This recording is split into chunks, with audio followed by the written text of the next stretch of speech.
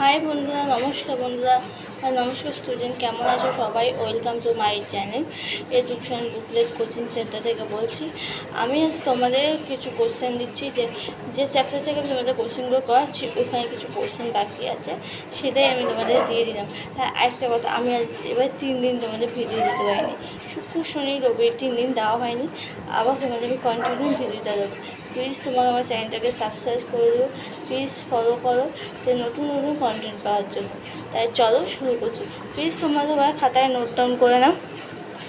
ফার্স্টে কী আছে? কুলির কাহিনী নীল বন্ধুটি কার লেখা? রামকুমার বিদ্যারত্নের লেখা। প্রজাস্বত্ব আইন বা টেন্সিল অ্যাক্ট কবে পাস হয়? 1885 খ্রিস্টাব্দে। কার ব্রিটেনের প্রতি কাপড় রপ্তানি বন্ধ হয় কবে?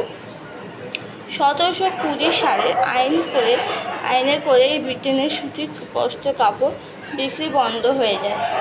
কবে ও কেন কার্পাস তুলোর চাহিদা বেড়ে গেছিল?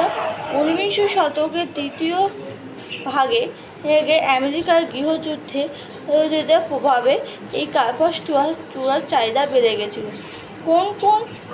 কোন শহর কেন এই জৌলুস হারিয়েছিল?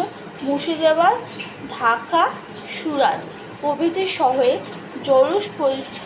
জৌলুস হারিয়ে গেছিল, কারণ এলাকাটিতে কুটির শিল্প ধ্বংস হয়ে যায়।